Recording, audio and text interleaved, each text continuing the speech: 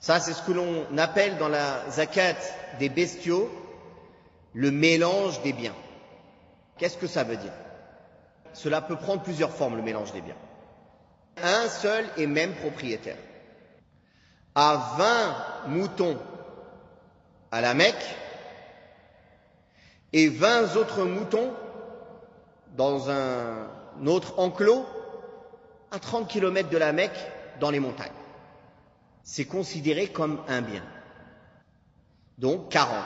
Donc il a la zakat à sortir. Même s'ils sont dans deux lieux différents.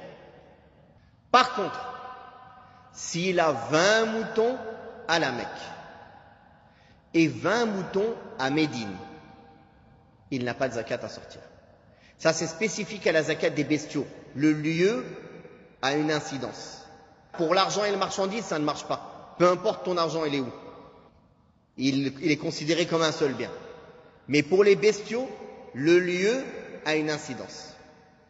Donc, s'il a 20 moutons, ou même 30 moutons à la Mecque, et 30 moutons à Médine, le même propriétaire, il n'a pas de zakat à sortir. Si les troupeaux se trouvent à moins de la distance d'un voyage en islam, ils sont considérés comme un seul bien. S'ils sont à plus de la distance du voyage, ils sont considérés comme des biens séparés dans la zakat des bestiaux de pâturage. On est clair pour l'instant? Deuxième cas de figure. Plusieurs propriétaires ont des moutons qui sont dans le même enclos. Ils mangent la même nourriture. Ils ont les mêmes bergers. Ils boivent la même eau. Ils sont traits au même endroit. C'est considéré comme un seul bien. Si chacun a 20 moutons, on sortira la zakat sur la totalité de tout ce qu'il y a. Et après, ils font les comptes entre eux, ce que chacun doit à l'autre, selon le pourcentage de sa possession. Un autre cas de figure. Un a 10 moutons et l'autre en a 30. Ils sont dans le même enclos. Ils doivent sortir un mouton, n'est-ce pas, en zakat. Il sort un mouton, n'est-ce pas, et il rembourse la partie à celui qui a que 10 moutons. Parce que lui, il est propriétaire à 3/4, et l'autre, il est propriétaire qu'à 1/4. Donc il lui doit 1/4. Il lui doit 1/4. Il va lui payer le 1/4. Ça, c'est entre eux. Mais le mouton, il le sort pour le groupe. C'est clair? Et ici, le hadith, le prophète sallallahu alayhi wa sallam dit qu'il est interdit de ruser pour pas sortir la zakat. Faire exprès de séparer ses biens. Hop, 11 mois, allez, la moitié de mon troupeau, je vais l'emmener à Médine. Non. Paye la zakat. Si c'est pas pour une raison valable, si c'est pas vraiment une décision, c'est-à-dire parce qu'il a besoin de les emmener à Médine, parce qu'il veut commercer là-bas, parce qu'il veut les garder là-bas réellement, s'il y a une preuve ou un élément de preuve, on va dire, même si c'est pas une preuve flagrante, qui montre qu'il a voulu faire ça pour ruser, pour ne pas sortir la zakat, il sort la zakat. Prenons l'exemple pour montrer en quoi consiste le regroupement des bêtes séparées. Imaginons 3 personnes possédant chacune 40 têtes de moutons. Si elles regroupent leurs troupeaux, elles devront s'acquitter d'une seule brebis pour les 120 bêtes.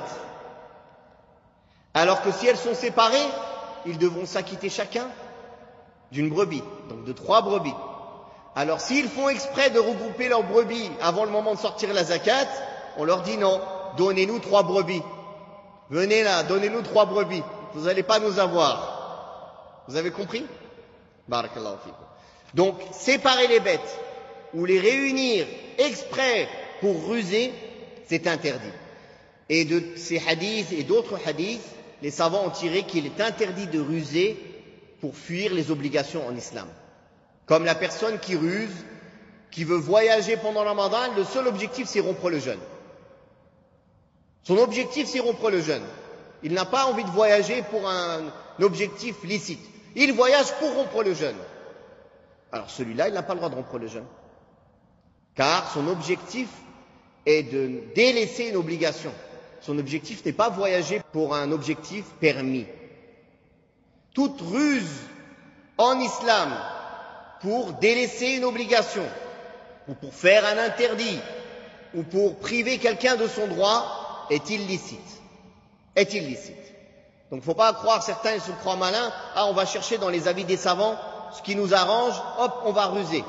Celui-là, c'est un joueur. Et il est considéré chez les savants comme un zindiq. Un zindiq, c'est très grave, c'est proche d'un apostat. Celui qui cherche toutes les facilités de tous les savants, c'est un zindiq pervers. Un hérétique. Zindiq, c'est un hérétique. Sallallahu salamata wa l'afiyah. Il est interdit en islam de suivre ses passions, de chercher les avis qui nous arrangent, de chercher les avis les plus faciles, de chercher à ruser. On était malikite toute notre vie, non, là chez les malikites ça c'est haram. Tiens, je suis hanafite maintenant, d'un coup. Pourquoi? Parce que ça l'arrange. Comme souvent, les questions, comment elles sont posées, c'est est-ce qu'il n'y a pas de divergence sur ce sujet? Ça veut dire quoi? C'est pas un argument la divergence. La divergence, c'est une réalité avec laquelle on doit agir. Mais c'est pas un argument en islam. En islam, il y a 4 arguments. Coran, Sunnah, Ijma', Qiyas.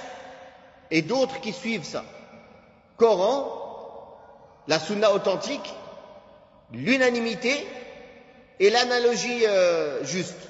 Ce sont les seuls arguments acceptables, d'autres arguments que les savants citent, mais qui rentrent en dessous des chapitres de ces 4 arguments-là. En dehors de ça, il n'y a pas, quand on dit, oui mais il y a divergence, la divergence c'est pas un argument en islam. Aucun savant en islam ne dit que la divergence est un argument. Aucun. C'est pas un argument de dire il y a divergence. Tu parles à quelqu'un, tu dis, qala Allah, qala Rasulullah, ceci est haram, et dit oui mais il y a divergence. D'accord?